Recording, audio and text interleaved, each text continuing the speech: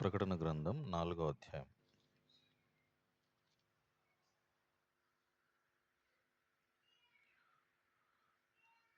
ప్రకటన గ్రంథం 4వ అధ్యాయం. ఈ అధ్యాయము మార్చి చదువుదాం.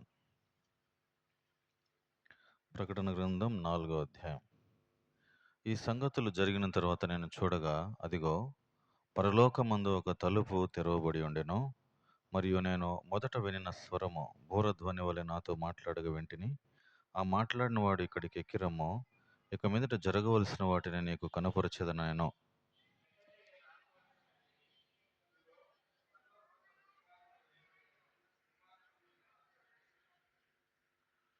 ఆసీనుడైన వాడు దృష్టికి సూర్యకాంత పద్మరాగములను పోలినవాడు, మరకతం వలె ప్రకాశించు ఇంద్రధనస్సు సింహాసనమును ఆవరించి ఉండెను.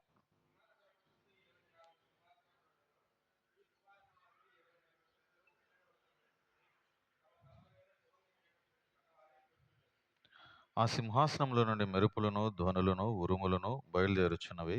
మరియు ఆ సింహాసనం ఎదుట 7 దీపములు ప్రజ్వలించుచున్నవి. అవి దేవుని 7 ఆత్మలు.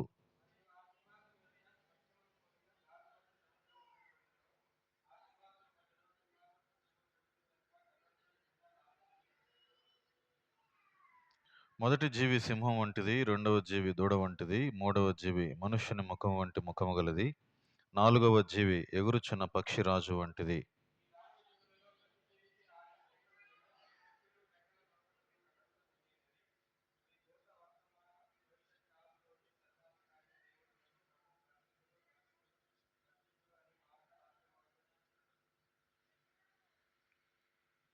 ఆ సింహాసనం నందు ఆసీనుడైండి యుగయుగములు జీవించుచున్నవానికి మహిమయు ఘనతయు కృతజ్ఞతాస్తులు కలుగునుగాకని ఆ జీవులు కీర్తించుచుండగా,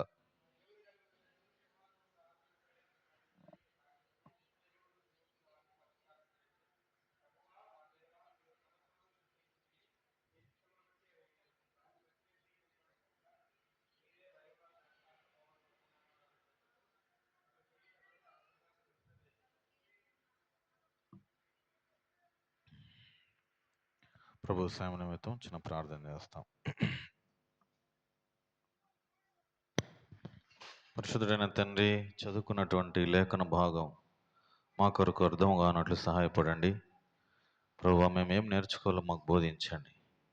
ఈ దినము ప్రభువా మమ్మల్ని మీ పాద సన్నిధిలో జ్ఞాపకం చేసుకొని ఈ ఇచ్చినటువంటి ఈ తరుణాన్ని బట్టి నీకు వందనాలు.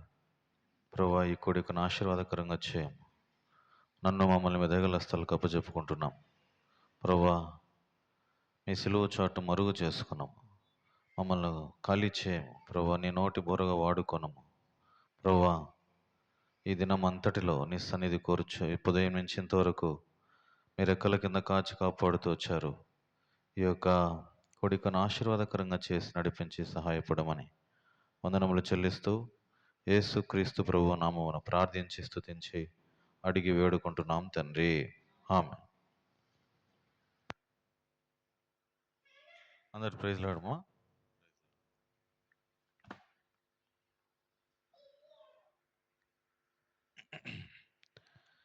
ప్రకటన గ్రంథం 4వ అధ్యాయం 1వ వచనం అందరం కలిసి చదువు. 1వ వచనం. ఈ సంగతులు జరిగిన తర్వాత నేను చూడగా, అదిగో, పరలోకమందు ఒక తలుపు తెరవబడి ఉండెను. మరియు నేను మొదట వినిన స్వరం బూరధ్వని వలె నాతో మాట్లాడగా వింటిని. ఆ మాట్లాడిన వాడు, ఇక్కడికి ఎక్కిరమ్ము, ఇక మీదట జరగవలసిన వాటిని నీకు కనపరచేదనెను. చదువుకున్నటువంటి లేఖన భాగం ప్రభు మన కొరకై ఆశీర్వదించునుగాక. గడిచిన కొద్ది వారాల క్రితం మనము ఈ ప్రకటన గ్రంథం ధ్యానిస్తూ వచ్చాం. ఇప్పటికి 3 అధ్యాయాలు ధ్యానించాం. ఈ 3 అధ్యాయాలు 2, 3, 1వ అధ్యాయము ఆయన యొక్క స్వరూప లక్షణములు ఎలా ఉన్నాయి, ఆయన ఎలా ఉంటాడు అని చూసాము. ఆయన దేవునికి మానవుని మీద ఉన్నటువంటి ఒక గొప్ప ప్రణాళిక, భవిష్యత్తు ప్రణాళిక. మానవుడు ఎలా ఉండాలి, నా కుమారుడు ఎలా ఉండాలి, నా బిడ్డ ఎలా ఉండాలని ఆయన సుదూరమైనటువంటి భవిష్యత్తు ఏమిటి అని చూస్తూ వచ్చాం. తర్వాత అంతేకాకుండా ఆయన స్వరూప లక్షణం, ఆయన స్వరూపం ఎలా ఉంటది? ఆయన ఎలా కనపడుతున్నాడు అనే విషయాలు గూడా ఈ 1వ అధ్యాయంలో చూసాం. తర్వాత ఈ 2, 3 అధ్యాయాలు ఇక్కడ 7 సంఘాల గురించి 7 పత్రికలు దేవుడు 7 ప్రకటనలు 7 సంఘాలకు రాసిపెట్టాడు. ఒక్కొక్క సంఘానికి ఒక్కొక్క ప్రకటన. నీలో ఈ లోపం ఉంది, నువ్వు సరి చేసుకో. నీ లోపం ఇది, నీ బహుమానం నేను ఇస్తాను, నీ వాగ్దానం ఇది అని చెప్పి ఆయా 7 సంఘాలకు 7 ప్రకటనలు చేస్తా వచ్చాడు. ఇప్పుడు ఈ దినము మనము ఈ 4వ అధ్యాయము ధ్యానం చేయబోతున్నాం. ఈ 2, 3 అధ్యాయాల్లో మాత్రమే ఈ సంఘము అనే పేరు కనబడుతుంది. ఈ 4 నుంచి 22 వచనాలు, ఈ 22 అధ్యాయాలు ఎక్కడ కూడా సంఘము కనపడదు. ఎక్కడుంది ఈ సంఘము అని అంటే, ఈ సంఘము ఎత్తబడింది. ఈ సంఘము ఎత్తబడి పరలోకములో ఉంది. అది మనకు కనపడేది ఈ 4వ అధ్యాయం నుంచి ఈ 22 అధ్యాయాల వరకు. కాబట్టి ఈ 4వ అధ్యాయంలో మొట్టమొదటిగా మనం గమనించాల్సింది ఏంటంటే, యోహానుకు చూపించినటువంటి ఒక దర్శనం, జరగబోయేటటువంటి ఒక సంగతి ఈ అధ్యాయంలో రాయబడి ఉంది. ఈ అధ్యాయం అంతా సారాంశం ఏమిటంటే, దేవుని సింహాసనం అది ఎలా ఉంటుంది? ఆ సింహాసనం మీద ఆసీనుడైన వారు ఎవరు? ఆ చుట్టూ ఎవరున్నారు? ఆ సింహాసనం పరలోకములో ఆ చుట్టూ ఏముంది అనే విషయాలు ఈ అధ్యాయంలో రాయబడుతూ వచ్చినాయి. అయితే ఇక్కడ 1వ వచనం చదివితే చూడండి, 1వ వచనం చదవండి. ఆ, ఆ, ఆ, ఆ, ఆ, ఆ, వింటిని. ఆ, ఆ, ఇక్కడ ఒక తలుపు తెరవబడి ఉంది. ఇక్కడ జరగబోయే సంగతులు నేను నీకు చూపిస్తాను అని అన్నాడు. ఎవరికి? యోహానుకు.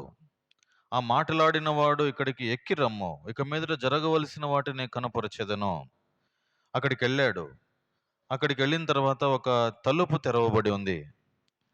యేసుప్రభు వారు భూమి మీద ఉన్నప్పుడు ఒక 7 విషయాలు చెప్తా వచ్చాడు. ఐయామ్ అని. నేనే అనే విషయాలు చెప్తారా? ఆయన ఏమేమన్నాడు? ఏం చెప్పాడు? నేనే అని. నేనే మార్గము, సత్యము, జీవము. తర్వాత నేనే జీవాహారము. తర్వాత నేను లోకమునకు వెలుగును. తర్వాత నేను నిజమైన ద్రాక్షావళిని. తర్వాత ఇంకేమన్నాడంటే, నేను గొర్రెలకు మంచి కాపరిని. I'm the good shepherd. తర్వాత ఇంకేమన్నాడంటే, నేను ద్వారమును. ఐఎమ్ ద గేట్ అన్నాడు. ఏమన్నాడు? నేనే ద్వారం, నా ద్వారానే ప్రవేశించాలి. ఇప్పుడు ఇక్కడ రాయబడిన మాట ఏంటంటే, అక్కడ పరలోకమందు ఒక తలుపు తెరవబడి ఉండెను. అంటే ఎన్ని తలుపులు ఉన్నాయి?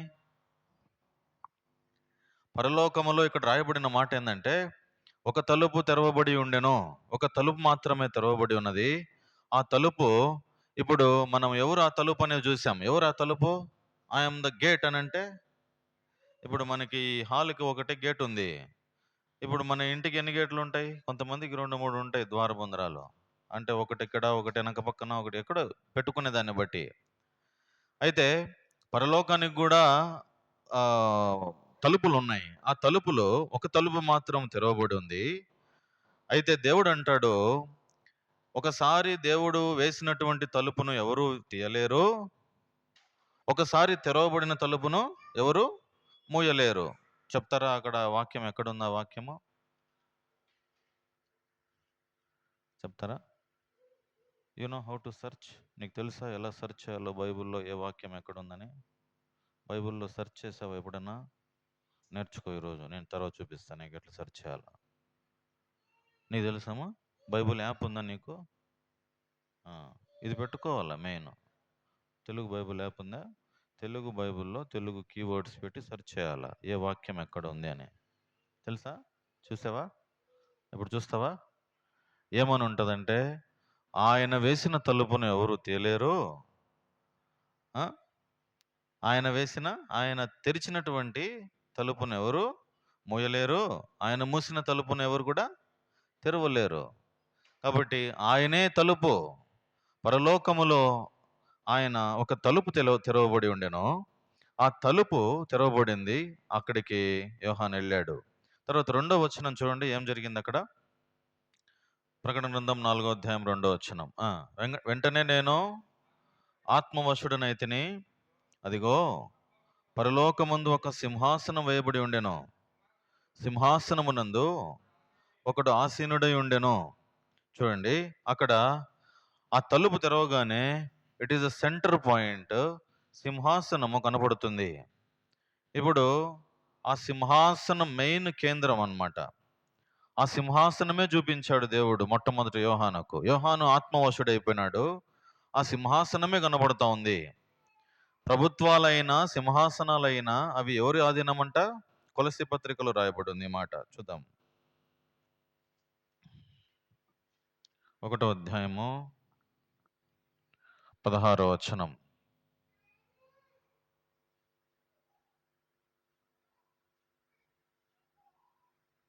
కొలస్సీ పత్రిక 1వ అధ్యాయం 16వ వచనం.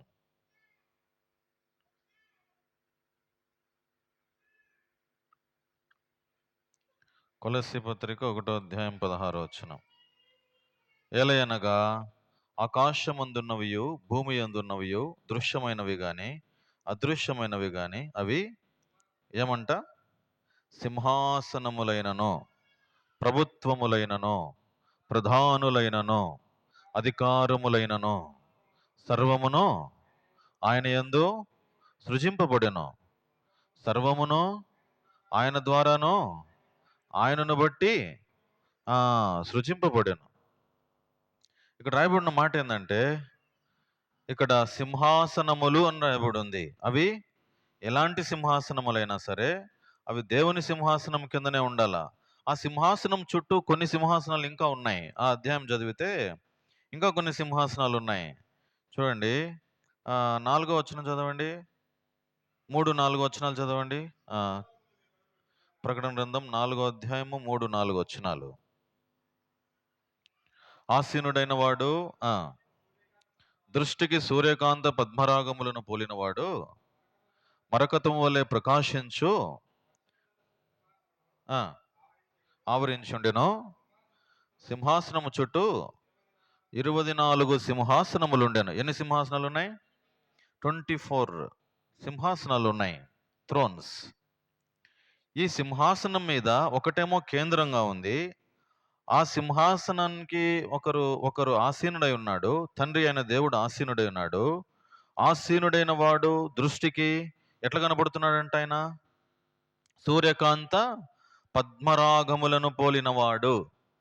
సూర్యకాంత పద్మరాగములను పోలినవాడు. ఇప్పుడు మామూలుగా మనకు ఇవేంటివంటే, ఇవి ఒక రాళ్ళు, వెలగల రాళ్ళు. ఇవి ప్రెషియస్ స్టోన్స్ అంటాం అనమాట. ఒక నార్మల్ రాయి తెచ్చి పెట్టండి, దాని పక్కన ఒక డైమండ్ పెట్టండి, ఏది బాగా కనపడుతుంది మనకు? డైమండ్ బాగా కనపడు. అంటే దానికి ఏముంది? దానికి మహిమ ఉంది. ఆ రాయికి ఏముంది? మహిమ కనపడుతుంది. చూడగానే ఒక లైట్ వేసినా జిగ మెరిసిపోతుంది. కాబట్టి అక్కడ దేవుడు ఎలా కనబడుతున్నాడు అనేది ఒకట రాయబడి ఉంది. ఎట్లున్నాడంట? దృష్టికి సూర్యకాంత పద్మరాగం. ఈ సూర్యకాంతం అనేది ఒక రాయి, పద్మరాగం అనేది ఒక రాయి. ఈ రాళ్ళు మనము గూగుల్లో సెర్చ్ చేస్తే మనకు కనపడతాయి. అవి ఎలా ఉంటాయో అనేవి భలే అందంగా కనపడతాయి. నేను చూశాను ఈరోజు. జాస్పర్, రూబీ అండ్ జసింత్ అనే స్టోన్స్ అని ఉంటాయి ఇంగ్లీష్లో. ఆ స్టోన్స్ టైప్ చేసి చూడండి, ఎట్లా కనపడతాయి, నిగలాడిపోతూ ఉంటాయి. అయితే ఆయన దృష్టికి ఎట్లా ఉన్నాడంటే, ఆ దృష్టికి సూర్యకాంత పద్మరాగములను పోలినవాడు. తర్వాత రాయబడింది ఏంటంటే, ఆ సింహాసనము చుట్టూ ఏముందంట? ఆ 3వ వచనంలో ఏముంది? మరకతం వల్లే ప్రకాశించు ఇంద్రధనస్సు. ఏమంట? ఇంద్రధనస్సు సింహాసనమును ఆవరించి చుట్టూ ఉందన్నమాట. సింహాసనానికి చుట్టూ ఒక ఇంద్రధనస్సు ఉంది. అది మరకతం వల్లే ఉంది. కాబట్టి ఆ సింహాసనము చుట్టూ ఇంకా 24 సింహాసనాలు ఉన్నాయి. ఇప్పుడు చదవండి 4వ వచనం. సింహాసనము చుట్టూ 24 సింహాసనములు ఉండెను. ఈ సింహాసనములందు 24 పెద్దలు తెల్లని వస్త్రములు ధరించుకొని తమ తలల మీద సువర్ణ కిరీటములు పెట్టుకున్న వారై కూర్చుండిరి. ఒక సింహాసనం మీద దేవుడు ఉన్నాడు. ఒక పక్కన కుడివైపున 12, ఇంకొక పక్కన 12. మొత్తం ఎన్ని 12 12 24. యేసు ప్రభు శిష్యులు ఎంతమంది? 12 మంది. గోత్రాలన్నీ, ఇశ్రాయేలు గోత్రాలన్నీ 12 మంది. ఆ 12 ఈ 12 ఎన్ని ఇప్పుడు 24. ఈ 24 సింహాసనాలు ఉన్నాయి. ఇప్పుడు ఒక సింహాసనమే ఉండొచ్చు కదా? ఎందుకు దేవుడు 24 సింహాసనాలు పెట్టినాడు? ఎందుకు పెట్టినాడు? ఒక సింహాసనమే పెట్టొచ్చు కదా? ఎందుకు 24 సింహాసనాలు ఉన్నాయి అంటే దాని అర్థము ఆయన ప్రేమ, ఆయన చూపించే ప్రేమ మనిషి మీద, ఆయన చూపించేటటువంటి ఆ యొక్క కనికరము, దయ, వాత్సల్యత, విలువ, మనిషి మీద ఉన్న తనకున్నటువంటి విలువ. ఆయన ఎప్పుడూ తగ్గించుకునే వ్యక్తే. ఆయన అంటాడు, నేను సాత్వికుడను దీన మనస్సు గలవాడును గనుక నా యొద్ద కాడి ఎత్తుకుని నా యొద్ద నేర్చుకున్నాడు అని ఉంటుంది. కాబట్టి ఆయన తగ్గింపు మనస్సు ఉంది ఆయనకు. ఆయన ఒక్కడే ఉండాలని కోరుకోడు. ఆయన చుట్టూ మళ్ళీ 24 ఉన్నాయి, 24 సింహాసనాలు. ఆ 24 పెద్దలు ఎట్లున్నారు? వాళ్ళ డ్రెస్ ఎట్లుంది? వాళ్ళ డ్రెస్సింగ్ స్టైల్ ఎట్లుంది?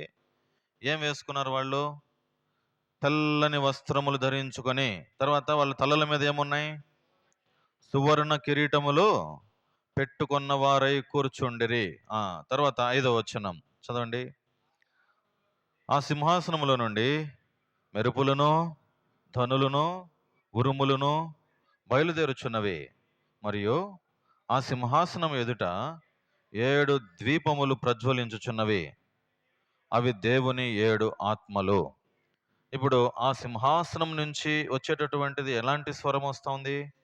మెరుపులు వస్తున్నాయి, ధ్వనులు వస్తున్నాయి, ఉరుములు బయలుదేరుతున్నాయి.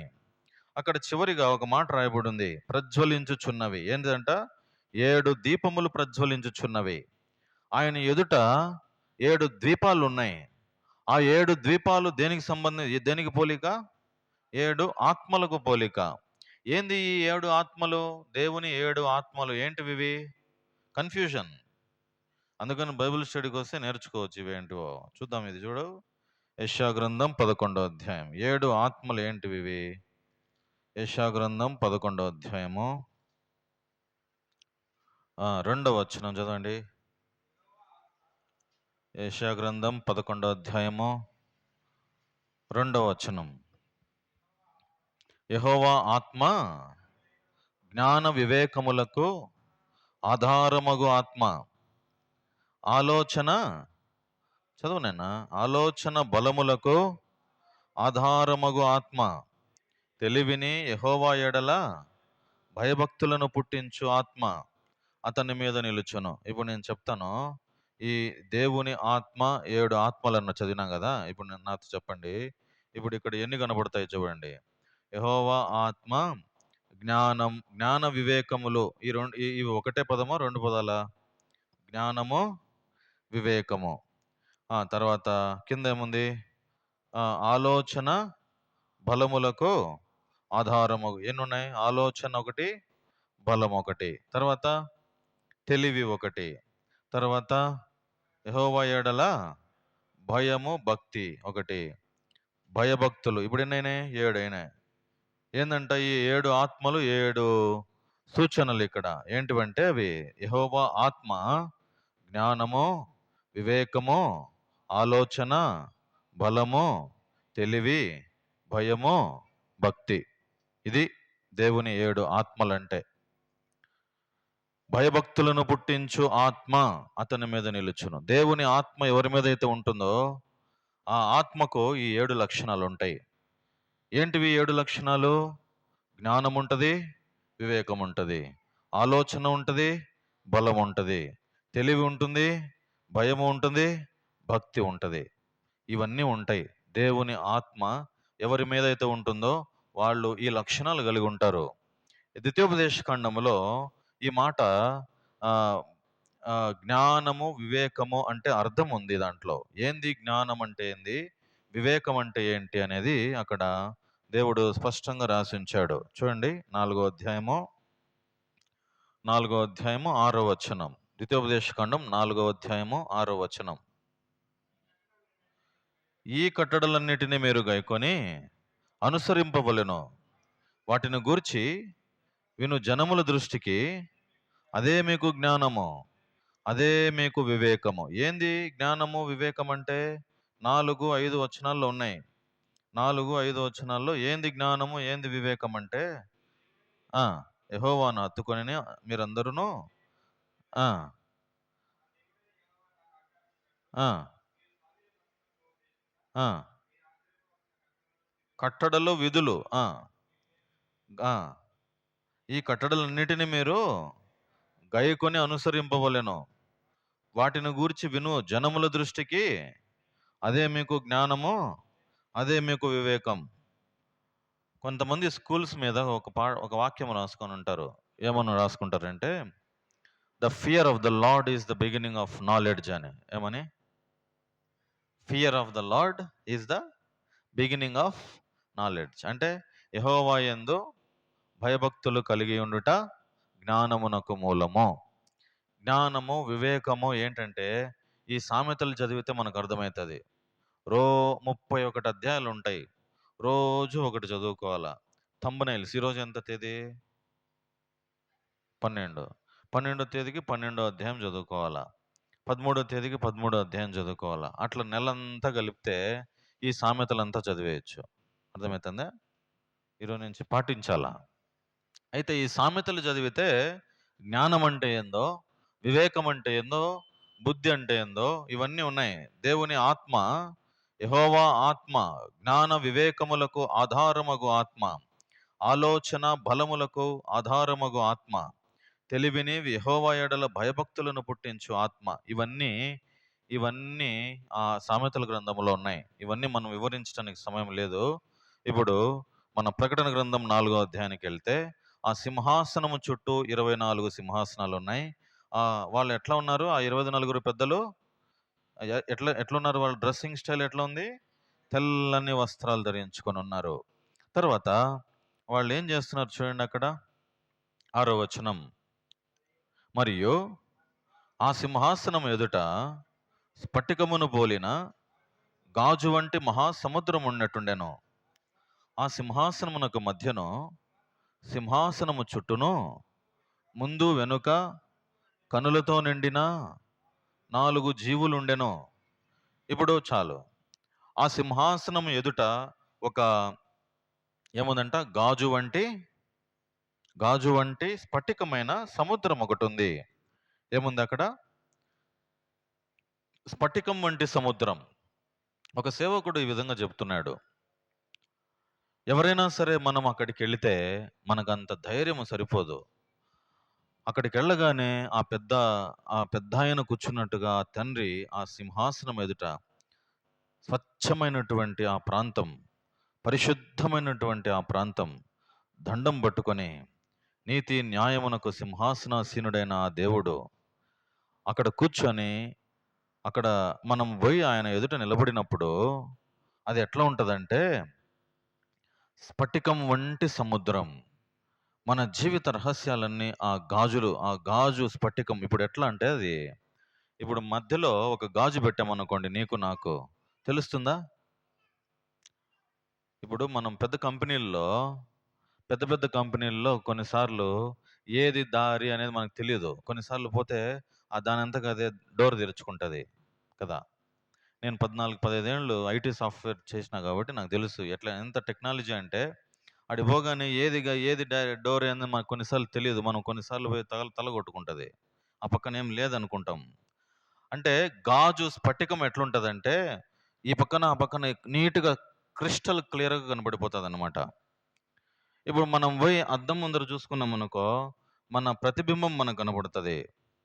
ఇప్పుడు అక్కడ పోయిన తర్వాత గాజు స్ఫటికం వంటి ఆ గాజు సముద్రం, దాని ముందర పోయి నిలబడితే మన జీవిత రహస్యము బట్టబయలైపోతుందంట. వీడు హౌ హీఈస్ అని. వీడు ఎలాంటి వాడు అనే విషయం అక్కడ కనబడిపోతుంది. అది చూసినప్పుడు రొమ్ము బాదుకొని ఎనికిపోవాల్సిందే.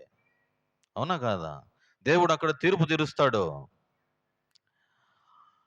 అంతవరకు కొన్నిసార్లు అంత ధైర్యం రాదు. అందుకని ఒక మాట రాయబడి ఉంటది, వెళ్ళెదము మరి ధైర్యముతో కృపాసనము చేరను. వెళ్ళెదము మరి ధైర్యముతో కృపాసనము చేరను. ఎవరికి వస్తుంది ఈ ధైర్యము? ఎలాంటి వారికి వస్తుంది ఈ ధైర్యము? ఆయనను చూస్తే చాలు గుండె భయముతో నిండిపోతుంది. అట్లే ఓ అమ్మో నేను అర్హుణ్ణి కాదని చెప్పి ఎనిక్కిపోయి పడిపోతాం. యేసు ప్రభు పక్కనే ఉండి ఆయన రక్తము మన మీద కప్పి హీఈస్ మై బిలవ్డ్ సన్ అని చెప్పి దగ్గరికి లాక్కుంటాడు. ప్రభువా, ఐఎమ్ నాట్ జస్టిఫైడ్, నీ ముందర నేను నీతిమంతుణ్ణి కాను. అయినప్పటికీ అక్కడ పోయిన తర్వాత ఆయన ఏం చేస్తాడంటే, నువ్వు నీతిమంతుడివి, కమ్ టు మీ అని చెప్పి ఆయన రక్తం మన మీద ప్రోక్షిస్తాడు. అందు నిమిత్తమే నేను ఈ లోకానికి వచ్చినాను. నేను విజ్ఞాపన చేస్తాడు అక్కడ, ఈ బిడ్డ మన బిడ్డ, ఈ బిడ్డ నా బిడ్డ అని. అక్కడికి వెళ్ళడానికి ధైర్యం ఎవరికి సరిపోతుంది? ఇక్కడ నీతిగా బ్రతికినటువంటి వానికి అక్కడ పోవడానికి ఛాన్స్ ఉంది. ఇష్టం వచ్చినట్లు బ్రతికి ఇక్కడ ఇష్టం వచ్చినట్లు నీ చేష్టలు చేసి దేవుని దగ్గరికి పోతానంటే పోలేవు. You can not enter into that place. ఏదో ఊరికే దొరుకుతుందనేది కాదు. ఎప్పుడు పక్కనోని మీద చాడీలు, ఎప్పుడు పక్కనోని మీద బురద వేయడము, ఎప్పుడు ఒక వ్యక్తిని కించపరచటము, ఒక వ్యక్తిని విమర్శ చేయడము, తీర్పు తీర్చటము, ఒక వ్యక్తిని ఎన్ని రకాలుగా నువ్వు హింస పెట్టడము, ఎన్ని రకాలుగా మోసం చేయడము, నువ్వు చేసే దొంగతనము, నువ్వు చేసే వ్యభిచారము, నువ్వు చేసేటటువంటి కుతంత్రాలు, ఆలోచనలు, దుష్టమైన ఆలోచనలు, ఇవన్నీ అక్కడ పోగానే స్ఫటికం వంటి సముద్రం ముందర బట్టబయలైపోతుంది నీ జీవిత రహస్యం. నువ్వు తల దించుకోవాల్సిందే. ఆయన ఘోష స్వరం ఎట్లా ఉంటుందంటే, ఈ గడప పునాదులు అదిరిపోతాయి. అట్లే గెట్ అవుట్ అంటే ఇంక యాడిపోవాలనో యాడిపోయి పడిపోవాలనో ఏమో. ఎంత కనికరము గల దేవుడు ఈరోజు మనకు అవకాశం ఇస్తున్నాడు. ఇంకా జీవితాన్ని బాగు చేసుకుంటారు వీళ్ళని, ఇంకా బాగు చేసుకుంటారు వీళ్ళని. రాబోయే సంగతులు ఎలా ఉంటాయి, ఆయన పరలోకం ఎలా ఉంటుంది యోహానుకు చూపిస్తున్నాడు. యోహాను ఆత్మవశుడైపోయినాడు.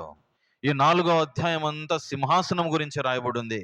ఆ 24 పెద్దలు ఏం చేశారనేది కూడా అందులో రాయబడి ఉంది.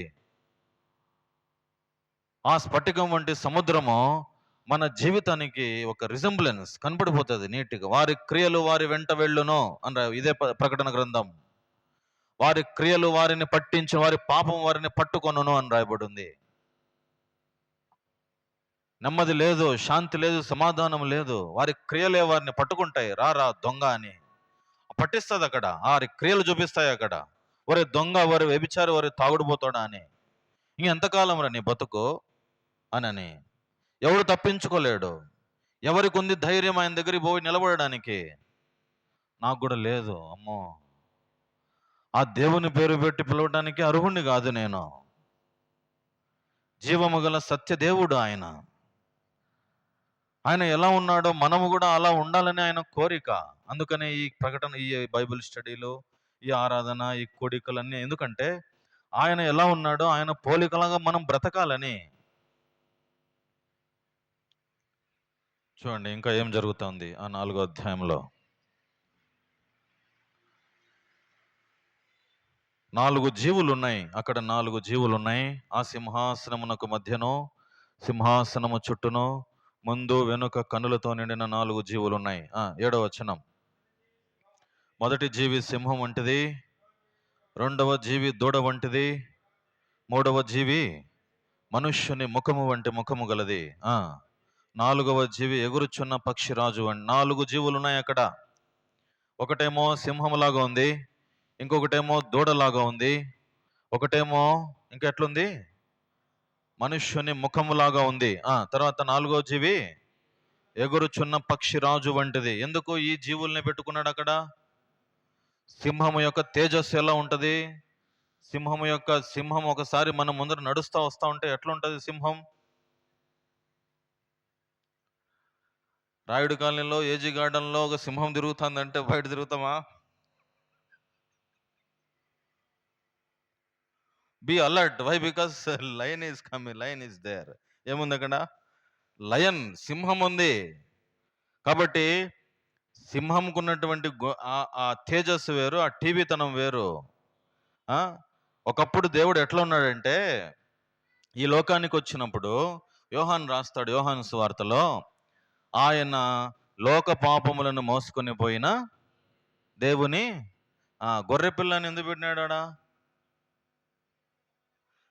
ఒకసారి తగ్గించుకొని వచ్చినాడు, రెండోసారి వచ్చేటప్పుడు అటు రాడు గొర్రెపిల్లలాగా. He will not come like that.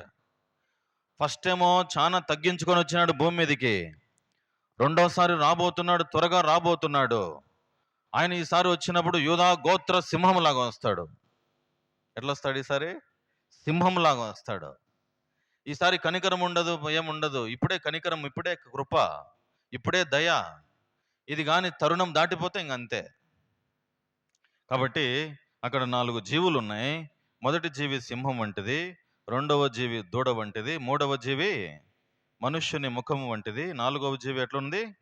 పక్షిరాజు, ఎగురుచున్న పక్షిరాజు వంటిది. ఇవన్నీ ధ్యానం చేయడానికి సమయం సరిపోదు, తొందర చూద్దాం. చూడండి 8వ వచనం. ఈ 4 జీవులలో ప్రతి జీవికి 6 రెక్కలుండెను.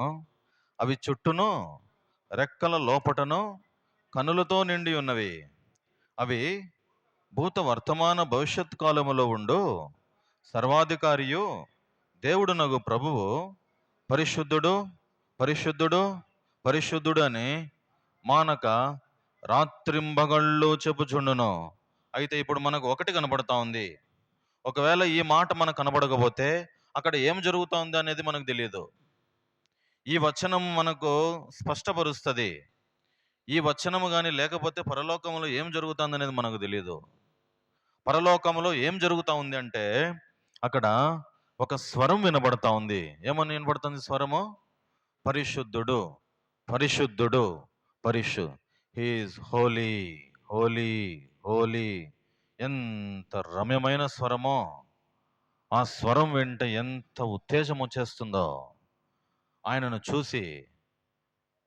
ఆహ్లాదమైనటువంటి ఆ నగరం, పునాదులు గల పట్టణం, ఆ పట్టణం గురించి ఒక ప్లాన్ ఉంది దీంట్లో, ఈ అధ్యాయంలో, ఈ ప్రకటన అధ్యాయంలో, ఈ గ్రంథాల్లో. ఈ సింహాసనం ఫస్ట్ ఇక్కడి నుంచి చూపించవచ్చు కదా. ఇదిగో ఇక్కడ 24 సింహాసనాలు ఉన్నాయి, ఇక్కడ ఒక గాజు వంటి స్ఫటికం వంటి సముద్రం ఉంది, ఇక్కడి నుంచి పోవచ్చు కదా. అట్లా పోవడం సెంటర్ నుంచి వస్తున్నాడు. సింహాసనం ఉంది, సింహాసనం మీద ఒక రాసీనుడై ఉన్నారు, ఆయన చుట్టూ ఏముంది? ఇంద్రధనస్సు ఉంది, 24 సింహాసనాలు ఉన్నాయి, కుడివైపుని 12, ఎడమ వైపున 12, అన్ని ఒక 24 సింహాసనాలు ఉన్నాయి. అన్ని ఇట్లా ఒక్కొక్కటి క్రమంగా వస్తున్నాయి. తర్వాత 4 జీవులు కూడా కనబడుతున్నాయి అక్కడ. తర్వాత ఆ జీవులు చేసే పని ఏంది? భూత వర్తమాన భవిష్యత్ కాలములలో ఉండు సర్వాధికారియు దేవుడునగు ప్రభువు పరిశుద్ధుడు పరిశుద్ధుడు పరిశుద్ధుడని మానక దివారాత్రములు, రాత్రింబగళ్ళు ఇదే మాట, ఇదే స్వరం వినబడుతుంది. ఒక ఆయన అంటాడు, ఏమంటాడంటే, ఆడిపోయి ఒక పువ్వు బాగా ఉందని చెప్పి, బాగా రమ్యమైనటువంటి పుష్పము బాగుంది పరలోకములో అని చెప్పి దాన్ని ముట్టుకున్న కూడా అది కూడా పాట పాడుతుందంట. ఆ పరలోకములో ఆ రంగురంగుల పుష్పాలు, ఆ రంగురంగుల ఆహ్లాదకరమైనటువంటి అక్కడ స్తుతి వినబడతా ఉంటది. దేవుణ్ణి స్తుతించే కొన్ని స్తుతి పాటలు ఉంటాయి. ఆ పాటలు వింటే మనస్సు మైమరిచిపోతుంది. అక్కడ ఆహ్లాదం, స్తుతి, పరిశుద్ధుడు పరిశుద్ధుడు పరిశుద్ధుడు పరిశుద్ధుడు. మానక దివారాత్రములు ఇదే మాట చెప్తున్నాయి అవి, ఆ జీవులు. తర్వాత ఇంకేం జరుగుతుంది? 9వ వచనం. ఆ సింహాసనమునందు ఆసీనుడై ఉండి యుగ యుగములు జీవించుచున్న వానికి మహిమయు ఘనతయు కృతజ్ఞతాస్తుతులు కలుగునుగా కానీ ఆ జీవులు కీర్తించుచున్నాయి, ఆ రాత్రింబగళ్ళు చెప్తున్నాయి. దానికి తర్వాత ఈ వచనం కూడా చెప్తున్నాయి. అది ఏం చెప్తున్నాయంట? ఆ ఆ యుగ యుగములు జీవించుచున్న వానికి మహిమ, ఘనత, కృతజ్ఞతాస్తుతులు కలుగునుగాక అని ఆ జీవులు కీర్తిస్తున్నాయి. ఇప్పుడు ఈ ఈ అధ్యాయానికి ఒక విలువైనటువంటి మాట ఏంటిదంటే 8వ వచనము, 10, 11 వచనాలు కూడా. ఈ 10, 11 వచనాలు అందరం కలిసి చూద్దాం. చూడండి, 10, 11. ఆ 24 పెద్దలు సింహాసనమునందు ఆసీనుడయుండు వాని ఎదుట సాగిలపడి యుగ యుగములు జీవించుచున్న వానికి నమస్కారము చేయుచు, ప్రభువా మా దేవా, నీవు సమస్తమును సృష్టించితివి, నీ చిత్తమును బట్టి అవి ఉండెను, దానిని బట్టి సృజింపబడిన గనుక నీవే మహిమ, ఘనత, ప్రభావములు పొందనర్హుడవని చెప్పుచు తమ కిరీటములను ఆ సింహాసనం ఎదుట వేసిరి. We are unworthy to stand in front of you. మేము నీ ఎదుట అర్హులము కాము. మేము నీ ఎదుట కూర్చోవడానికి మాకు అర్హత లేదు. నీ మందిరములో ఈ సింహాసనం ఎదుట కూర్చోవటానికి మాకు అర్హత లేదు. దానికి తోడు ఈ కిరీటాలు పెట్టుకోవటానికి కూడా మాకు అర్హత లేదు. ఆ కిరీటాలు ఏం చేస్తున్నారంటే అవి తీసుకొని పోయి దేవుని పాదాల దగ్గర పెడుతున్నారు. ఏం చేస్తున్నారు వాళ్ళు? 24 పెద్దలు ఏం చేస్తున్నారు? ఆ కిరీటాలు తీసుకొని పోయి యేసుప్రభు పాదాల దగ్గర, దేవుని పాదాల దగ్గర పెడుతున్నారు. ఏం చెప్తున్నారు వాళ్ళు? ఏం చెప్తున్నారు? ఆ సింహాసనం ఎదుట పెట్టారు. తర్వాత ఏం చెప్తున్నారు వాళ్ళు అంటే, నమస్కారము చేయొచ్చు, ప్రభువా మా దేవా, నీవు సాగిలపడ్డారు. సాగిలపడడం అంటే ఎట్లా? సాగిలపడడం అంటే దేవుని ఎదుట సాగిలపడడం అంటే ఎట్లా? ఆ 24 పెద్దలు సాగిలపడడం అంటే ఈ ముక్కు నేల కంటడం. ఎట్లా సాగిలపడడం అంటే? ఇది పోయి భూమి కానించడం, సాగిలపడి పూర్తిగా వంగిపోవడం, సమర్పించుకోవడం. నీవు తప్ప మాకు దేది లేదు. వాళ్ళు చెప్పే ఆ వచనాలు, ఆ పలుకులు ఎంత గంభీరమైనవంటే చూడండి. వాళ్ళు ఏం చెబుతున్నారంటే, సాగిలపడి యుగ యుగములు జీవించుచున్న వానికి నమస్కారము చేయొచ్చు. నమస్కారం చేస్తున్నారు. ఇంకేమన్నారు? ప్రభువా మా దేవా, నువ్వు సమస్తమును సృష్టించితివి, నీ చిత్తమును బట్టి అవి ఉండెను. ఎన్ని తలచినా ఏది జరిగిన అనే పాట వస్తుందా మీకు? విన్నారా? జరిగేది నీ చిత్తమే ప్రభువా, ఏది నీ చిత్తమే, నీ వాక్కుకై వేచి ఉంటిమి. ఆ పాటలో చివరి చరణం ఒకటి ఉంటుంది. చివరి చరణం తెలుసామా ఎవరికన్నా?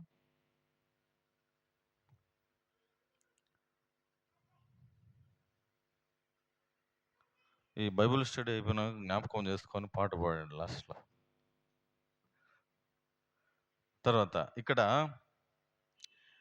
జీవించుచున్న వానికి నమస్కారం చేస్తూ, ప్రభువా మా దేవా, నీవు సమస్తమును సృష్టించితివి, నీ చిత్తమును బట్టి అవి ఉండెను, అవి నీకు లోబడుతున్నాయి. ఈ సృష్టి నీది, ఈ సృష్టిని నువ్వు నియంత్రిస్తున్నావు.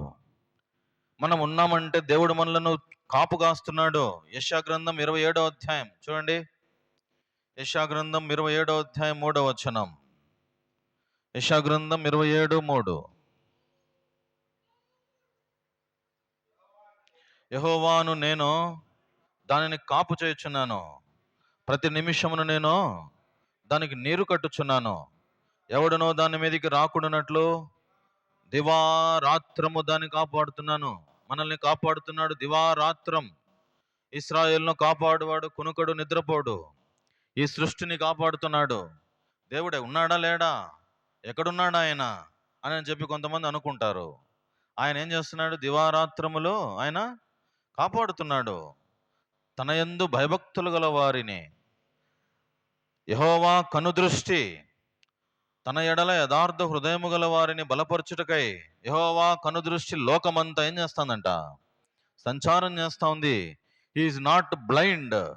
ఆయన చూస్తున్నాడు, ఆయన గమనిస్తున్నాడు, ఆయన నియంత్రణలో సృష్టి ఉంది. అందుకని వాళ్ళు చెప్తున్నారు ఆ మాట, నీ చిత్తమును బట్టి అవి ఉండెను, ఇవన్నీ నీకు లోబడుతున్నాయి, ప్రతిదీ నిన్ను స్తుతిస్తుంది, పూజిస్తుంది, ఘనపరుస్తుంది. ఒక మానవుడు మాత్రమే నిర్లక్ష్యంగా ఉన్నాడు. రక్షింప నేరకుండానట్లు ఆయన హస్తము కొరచగాలేదు. ఆయన ఏమన్నా దూరంగా ఉన్నాడా? ఆయన చెవులు మందంగా లేవు. ఆయన నిన్ను గమనిస్తున్నాడు, నన్ను గమనిస్తున్నాడు. నువ్వు ఎందుకు వచ్చావో ఈరోజు, ఏ ఉద్దేశంతో దేవుడు నిన్ను తీసుకొచ్చాడో, నువ్వు ఏం నేర్చుకోవాలనో, ఏం సిద్ధపడాలనో, గాడ్ నోస్ ఎవ్రీథింగ్. ఆయన ఆత్మ మనల్ని నడిపిస్తుంది. కాబట్టి మనము ఆయన నియంత్రణలో ఉన్నాం. వాళ్ళు చెప్పే మాట ఏంటంటే, నువ్వు సమస్తమును సృష్టించావు, నీ చిత్తమును బట్టి అవి నీ చిత్తమును బట్టి అవి ఉండెను. తర్వాత ఇంకేమన్నారు? దానిని బట్టియే సృష్టింపబడిన గనుక తర్వాత నీవే మహిమ, ఘనత, ప్రభావములు పొందనర్హుడవని చెప్పుచు. ఈ మాటలు మన నోట్లోకి వచ్చేసేయాల. 24 పెద్దలు ఏం స్తుతిస్తున్నారు? ఆ 4 జీవులు దేవుణ్ణి ఏమి స్తుతిస్తున్నాయి? ఈ 8వ వచనము, ఈ తర్వాత ఈ 10, 11 వచనాలు మన నోటికి వచ్చేసేయాల. మచ్చు తునకలు ఇవి, విలువైన మాటలు ఇవి. ఊరికే రాసి పెట్టలేదు దేవుడు. ఆ పరలోకములో జరిగినటువంటి సంఘటన మన కండ్లకు చూపిస్తున్నాడు. పరలోకములో ఏమి జరుగుతా ఉందో అది మన కండ్లకు కట్టినట్టుగా చూపుతున్నాడు ఈ అధ్యాయంలో. సింహాసనము గురించి ఈ అధ్యాయం అంతా రాయబడి ఉంది. పరలోకములో సింహాసనము, ఆ సింహాసనం దగ్గర ఉన్నటువంటి వాతావరణం ఏందో మనకు చూపించేసినాడు. కాబట్టి మనం ఏం చేయాలంటే, మనము ఆయనను స్తుతించటము, ఆయనను కీర్తించటము, కనీసం ఒక 5 నిమిషాలన్నా దేవుని స్తుతించగలుగుతామా? స్తుతించాలా, అనుభవపూర్వకంగా స్తుతించాలా.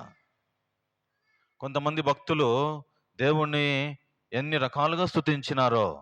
ఒక ఆయన అంటాడు, సకల ఆశీర్వచన స్తోత్రములకు మించిన నీ ఘనమైన నామము స్తుతించబడునుగాక అంటాడు. ఒక్కొక్క భక్తుడు ఒక్కొక్క విధంగా స్తుతించినాడు దేవుణ్ణి. ఇప్పుడు నువ్వు నేను దేవుణ్ణి ఎట్లా స్తుతిస్తాం? కనీసం ఒక 5 నిమిషాలను దేవుణ్ణి 10 నిమిషాలను స్తుతించాలా. ఇది జస్ట్ ఊరికే గ్లాన్స్ అన్నమాట. ఆ 4 జీవులు ఏమని స్తుతిస్తున్నాయి, తర్వాత ఈ 24 పెద్దలు ఏమని స్తుతిస్తున్నారు, ఇవన్నీ కంటికి కనబడుతున్నట్టు ఆత్మవశుడై, నువ్వు ఎక్కిరా యోహానో ఇక్కడికి రా అని చెప్పి ఆ తలుపు తీసి మొత్తం చూపిస్తున్నాడు అక్కడంతా. కాబట్టి ఈరోజు మనం ఇక్కడికి వచ్చాం. ఈ 4వ అధ్యాయం మనకు నేర్పే పాఠం ఏంటంటే, వాళ్ళందరూ దేవుణ్ణి స్తుతిస్తున్నారు. ఇప్పుడు మనము దేవుణ్ణి స్తుతించడానికి మనం ఎంత సమయం కేటాయిస్తున్నాం? స్తుతి ఎప్పుడు వస్తుందంటే, హృదయంలో కలత లేనప్పుడు, కలవరం లేనప్పుడు, శోధన లేనప్పుడు, హృదయము సంతోషంగా ఉంటే పాటలు వస్తాయి. ఏమొస్తుంది? హృదయం సంతోషంగా ఉంటే నీళ్ళు పోసుకునేటప్పుడు లలలా అంటాడు, అంతే కదా. సంతోషంగా ఉంటే నీళ్ళు పోసుకునేటప్పుడు, బా వీడు ఇంత సంతోషంగా ఉన్నాడు, బా. చిన్న పిల్లలు చూసినారా? చిన్న పిల్లలు ఎంత సంతోషంగా ఉంటారు. వాళ్ళకి ఏమీ తెలియదు, వాళ్ళలో ఎంత ఆనందమో, ఎంత సంతోషమో. పరలోకములో కూడా అంతే ఆనందం, అంతే సంతోషం. యేసు ప్రభువును కలిగి ఉండు నీ హృదయములో. నీ భారం ఆయన ఆయన ఆయన తీసుకున్నాడు. ఆయన చింతిస్తున్నాడు నీ విషయం. నువ్వు చింతించొద్దు. నీ గురించి ఆయన ఆల్రెడీ చింతిస్తున్నాడు. నీ విషయమై 1 పేతురులో ఉన్నాయి ఆ మాటలన్నీ. నీ విషయమై, నా విషయమై ఆయన చింతిస్తున్నాడు. ఏమి జరిగిపోతుందో అని చెప్పి నువ్వేం చింతపడద్దు. ప్రతి దానికి ఒక లెక్క ఉంది ఆయన దృష్టిలో. కాబట్టి మనం ఏం చేయాలంటే, ఆరాధికులముగా ఉండాలి. ఆయనను స్తుతించాలా, ఘనపరచాలా, మహిమపరచాలా. ఇది మనం నేర్చుకోవాలి ఇక్కడ. ఈ భూమి మీద మనము జీవించే ఈ దినాలు దేవుణ్ణి స్తుతించాలా. అక్కడ ఏముంది? పరలోకములో ఏముంది? స్తుతి ఉంది. ఏముంది? ఆరాధన ఉంది, స్తుతి ఉంది. మంచి ఆరాధన, what a wonderful worship is that. అటువంటి ఆరాధన నువ్వు ఇక్కడే చేయకపోతే అక్కడేం చేస్తావు? దేవునికి ఆరాధన ఇక్కడ మనం ఏం చేయాలా? ఆరాధన చేయాలి, ఆరాధన నేర్చుకోవాలా. ఒక పెద్ద ఆయన మొన్న ఏం చేసినాడంటే ఒక 100 స్తుతి బుక్కులు తెచ్చినాడు. స్తుతి బుక్కులు అందరికీ పంచినాడు. ఈ స్తుతులు నేర్చుకోండి, ఈ స్తుతులు నేర్చుకుంటే మీ సమస్యలన్నీ తొలగిపోతాయి. నేను ఎప్పుడు స్తుతులు చేస్తా వచ్చినా, స్తుతులు చెల్లిస్తా వచ్చినా, కాబట్టి దేవుడు నాకు ఎన్నో గొప్ప కార్యాలు చేస్తా వచ్చినాడని.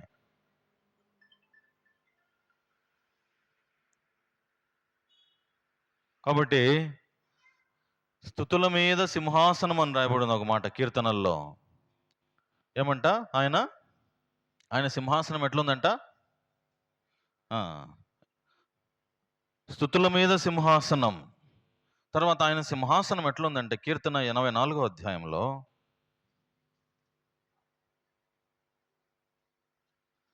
80 చూడండి.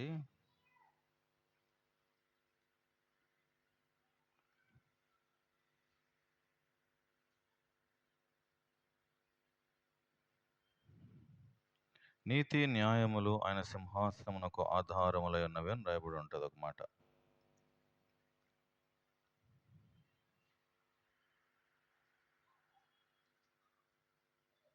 ఎవరన్నా చూపిస్తే నేను సంతోషిస్తాను. ఆ మాట ఏంటంటే నీతి న్యాయము నీ సింహాసనమునకు ఆధారము అని రాయబడి ఉంటుంది. 90 చదువుమా.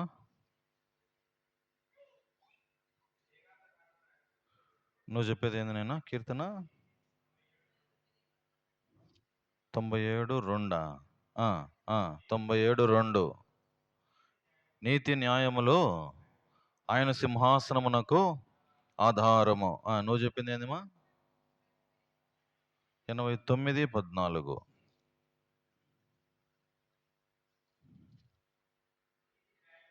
నీతి న్యాయములు నీ సింహాసనమునకు ఆధారములు. ఏముందంట ఆయన సింహాసనానికి? ఈ ఈ జయలలిత ఇక్కడ తెలంగాణ జయలలిత ఆమె చనిపోయింది లేదులే. ఆమె ఏం చేసిందంటే బంగారు సింహాసనం చేసుకునిందంట. ఏందంట? బంగారు సింహాసనం. దేవుని సింహాసనం ఎట్లుందంట? ఆయన సింహాసనానికి ఏముందంట? నీతి న్యాయం, రైచియస్నెస్, న్యాయము కనబడుతుంది. నీతి న్యాయములు ఆయన సింహాసనమునకు ఆధారములై ఉన్నాయి. నీతి ఆయన ముందర నడుస్తుందంట. నీతి ఆయన ముందర నడుచును, ఒకదానికొకటి ముద్దు పెట్టుకొనును. చూడండి 85వ అధ్యాయం 13వ వచనం.